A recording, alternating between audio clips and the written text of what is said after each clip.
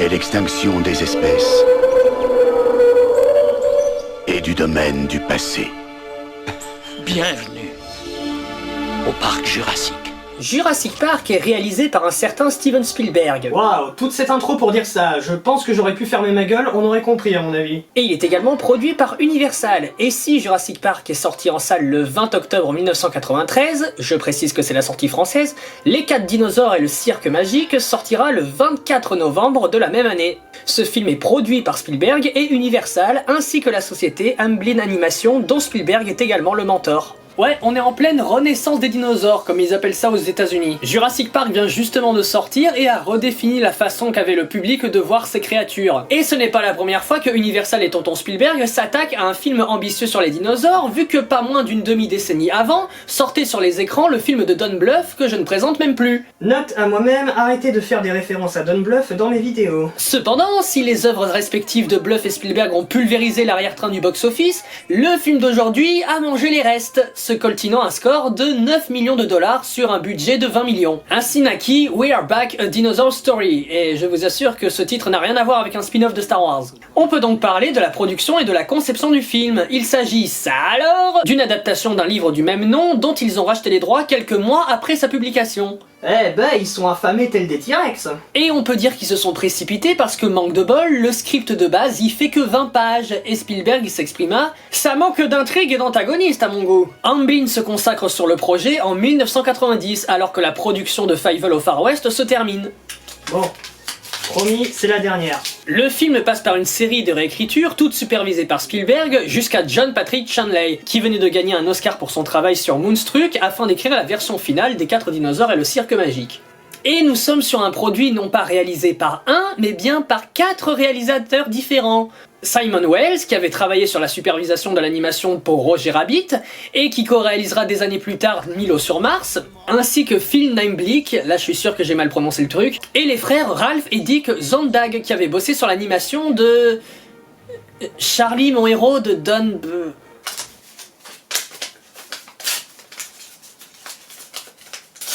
Bon, et je vous rassure, toute cette agitation est en fait normale vu que les réalisateurs travaillent en même temps sur le projet Cats.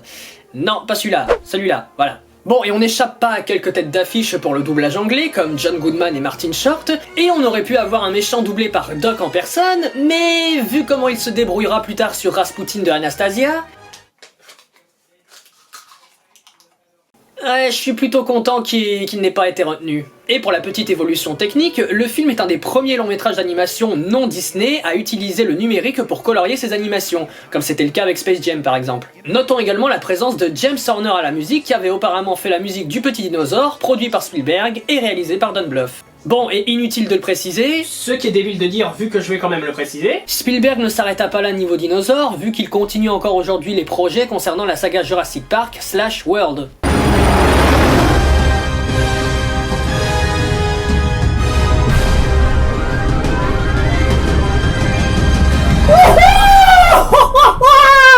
ça a l'air génial! Ce film a l'air génial! Du coup, la question qui tue...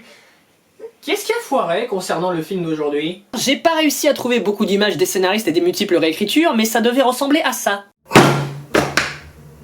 Ouais, expliquez-moi votre délire.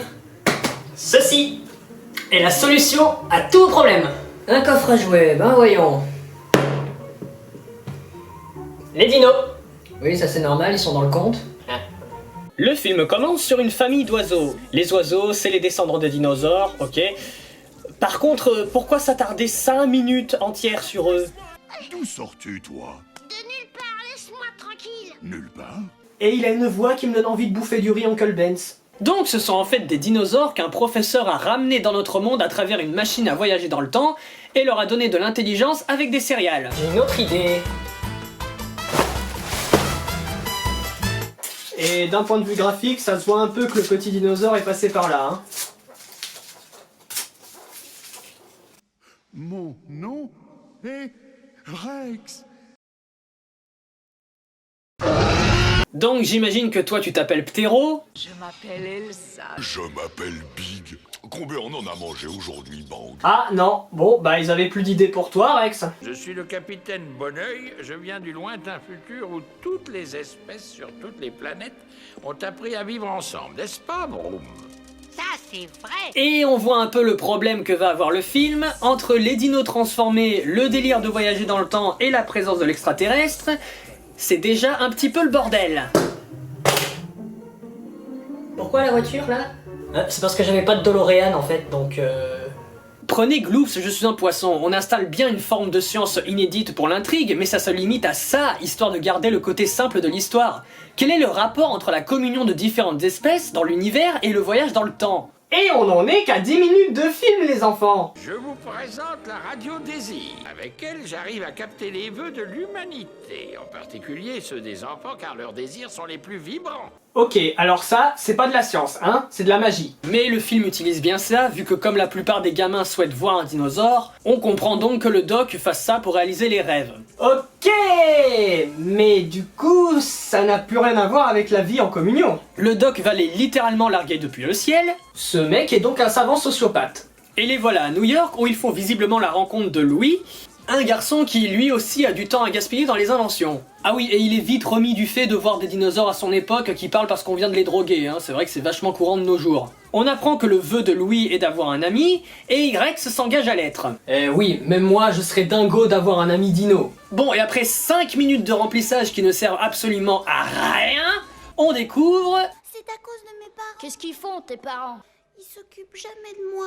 Pourquoi est-ce que tous les gamins à New York qui vont rencontrer une créature magique ont pour point de départ des parents absents? Et même si c'est pas subtil, j'aime bien ce plan. L'immensité de la salle illustre littéralement de façon correcte l'absence dont souffre la gamine. Bon, par contre, par la suite, la subtilité, ça sera...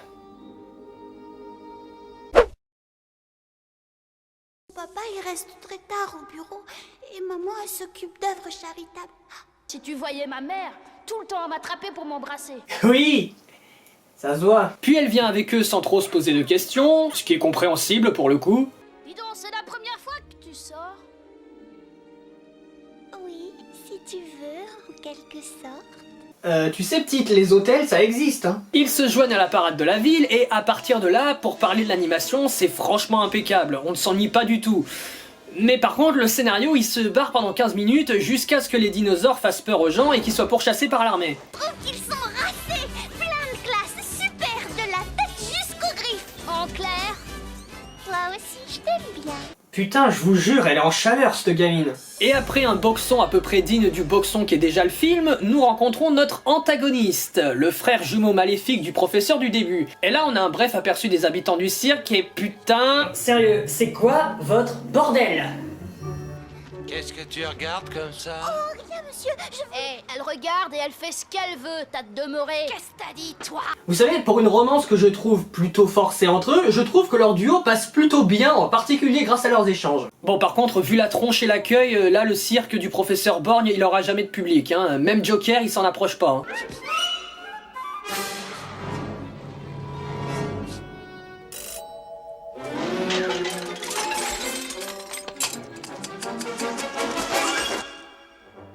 Ce mec est le meilleur personnage du film. C'est un clown. Il est drôle, mielleux, attachant, on sent qu'il suit le méchant non pas parce que c'est un sous-fifre débile, mais parce que c'est selon lui le seul moyen d'avoir une carrière. Vous avez fugué pour travailler au cirque. Vous avez raison, c'est ça. Voici votre contrat. Y a rien d'écrit dessus. Je noircirai la page moi-même. Impose ta signature en bas.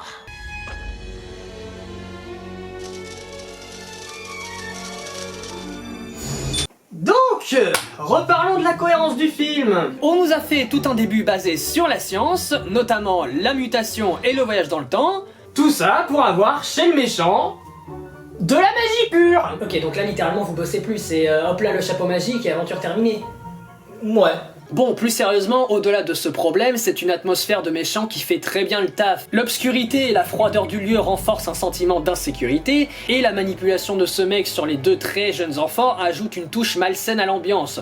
Le contrat vide montrons bien que le méchant les embarque dans quelque chose d'inconnu, mais qui va quand même les avoir, Cecilia qui supplie Louis pour partir, mais qui signe elle-même le contrat pour rester avec son seul ami, c'est une scène de méchant brillamment conçue, et même pas besoin de chanson pour ça.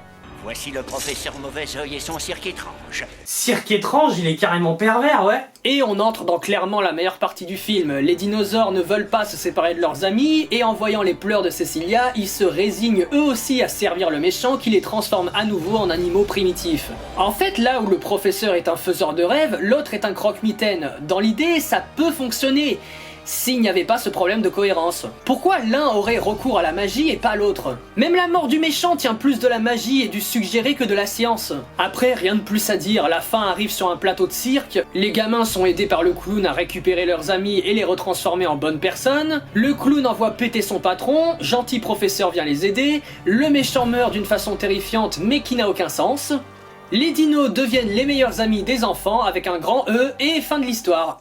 C'est n'importe quoi en termes d'univers. Je ne vais pas répéter ce que j'ai déjà dit, il n'y a aucune règle cohérente. On mélange magie, science, voyage dans le temps qui n'est jamais réutilisé après, la parenthèse sur l'extraterrestre, bon bah voilà, les dinos redeviennent gentils à la fin parce qu'ils le veulent de leur plein gré, donc c'est ni de la magie ni de la science, c'est le bordel. Mais après, c'est un conte très agréable et innocent. Au point de départ foiré, mais sauvé par son duo principal relativement attachant, les moments horrifiques maîtrisés, et l'amitié entre les dinos et les enfants porte le tout sans péter trois pattes à un raptor. C'est un plaisir de Noël que je tenais à partager avec vous. Passez de très bonnes fêtes, et à la prochaine fois surtout. Bon, écoutez les promos, je vais essayer de résumer ça. Non seulement le film c'est n'importe quoi, mais en plus de ça c'est un flop, et pour couronner le tout, vous mettez la bande-annonce sur les VHS du petit dinosaure. Oui, d'ailleurs, sur la même VHS, on a mis la musique du petit dinosaure de James Horner, mais sur la bande-annonce de Casper. Qu'est-ce que c'est beau, Casper. De Casper. Je vais revenir à la vie. C'est un joyeux bordel de Noël, ouais.